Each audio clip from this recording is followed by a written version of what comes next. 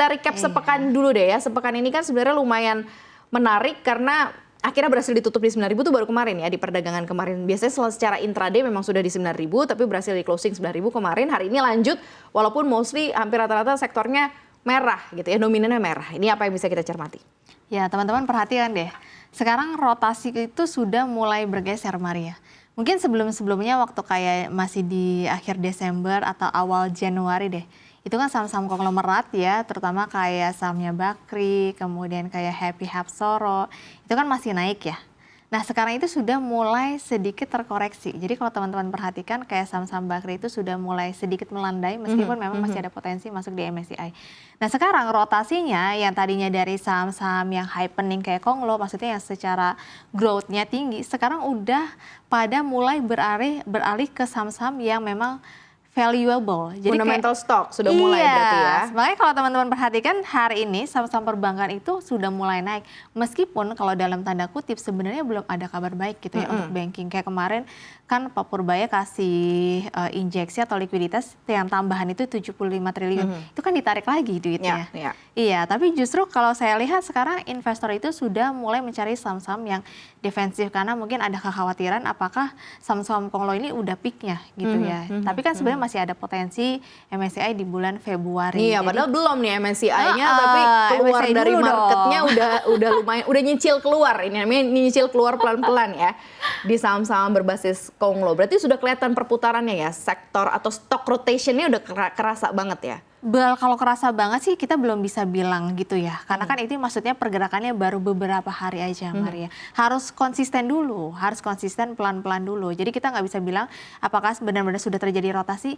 Mau iya, kelihatan akan mungkin iya. Tapi menurut saya sih mungkin pelan-pelan ya. Karena kan maksudnya investor asing juga pasti ada landasannya. Mungkin kemarin karena saham-saham Konglo itu udah mahal, cukup mahal. Jadinya lepas barang dulu karena sudah banyak banget investor asing terutama yang punya barang Konglo itu dari bawah.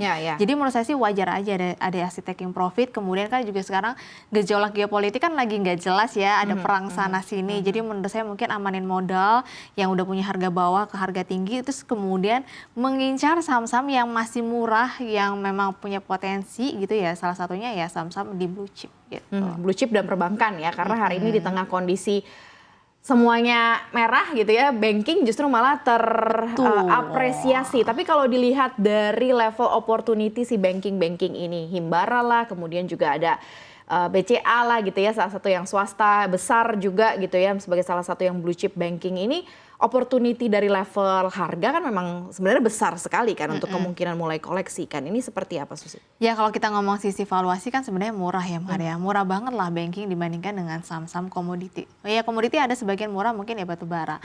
Tapi kan kalau saya melihat potensi yang paling potensial sebenarnya banking. Kalau batu bara kita ngomong demand-nya masih rendah. Tapi kalau banking itu mungkin ada potensi nanti kalau Bank Indonesia kembali memangkas suku bunga di tahun ini kan itu kan akan terdampak. Karena sebenarnya kenapa banking itu kemarin lumayan berat di sepanjang tahun 2025, padahal udah banyak dikasih likuiditas gitu ya dari pemerintah ratusan triliun.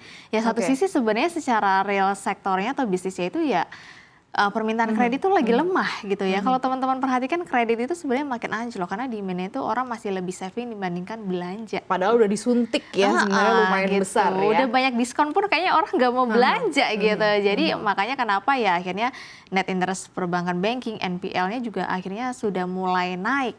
NIM-nya turun tapi NPL-nya naik. Jadi kan makanya kenapa banking itu nggak dilirik. Tapi mungkin menurut saya saat ini sudah mulai sedikit dilirik tapi perlu ada booster gitu ya.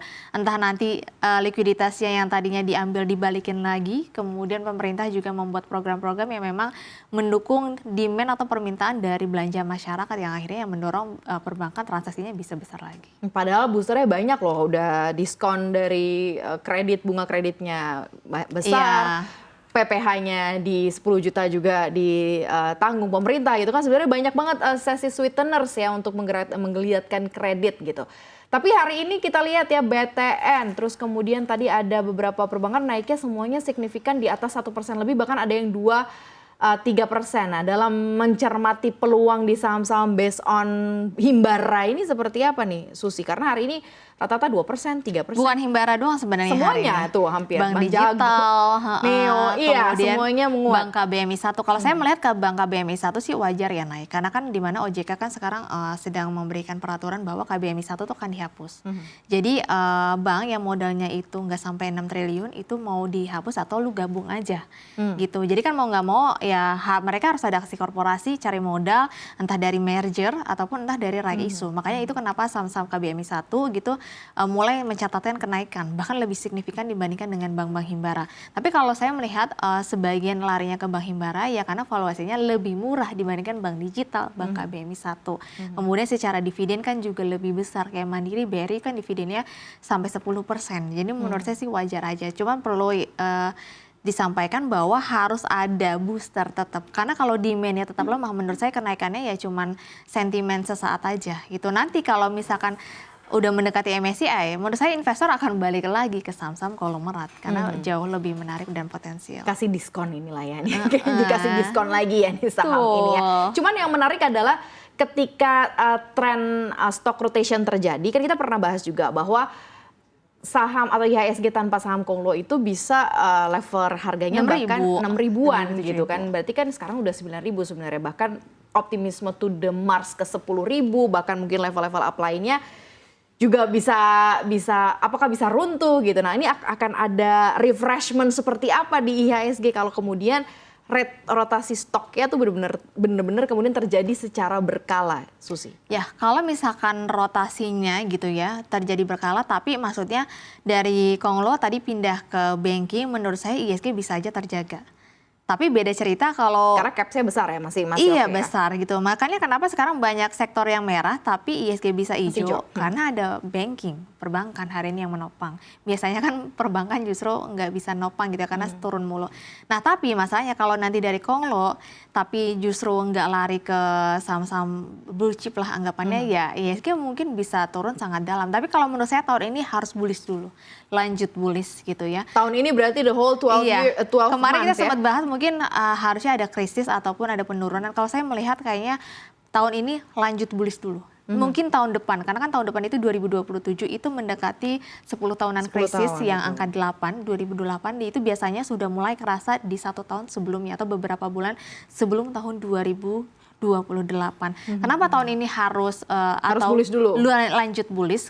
Pertama mungkin kita harus percaya Pak Purbaya juga kali ya kalau IHSG bisa tembus 10.000. Why? Kalau teman-teman lihat kan sekarang pemerintah ini sedang banyak menggelontorkan dana, terutama yang terbaru itu pemerintah sedang mengerjakan 6 proyek hilirisasi. Ya. Itu nilainya di bulan depan, ya? 1 triliun. Kemudian ditambah lagi industri tekstil itu juga disuntik dana lagi 6 miliar US dollar karena industri tekstil kita tuh mau dibangkitin lagi. Makanya kenapa hari ini saham-saham di tekstil itu naik semua. Kalau teman-teman perhatikan hari ini kayak Akrobel dan SPR dan semacamnya itu naik semua hari ini karena kabar tersebut. Kemudian kalau saya melihat ada beberapa insentif yang masih lanjut kayak PPN DTP, makanya kenapa saham-saham properti udah mulai nanjak lagi. Itu lanjut PPN DTP-nya sampai 100%. Bahkan sekarang kita mau KPR aja itu dikasih subsidi bunga. Jadi teman-teman mau KPR rumah nggak bayar full KPR-nya, disubsidiin sama pemerintah. Jadi menurut saya banyak hal-hal yang mendukung banyak sektor di tahun ini dan harusnya itu bisa terrealisasi. Makanya hal itu yang bisa menopang pasar di tahun ini.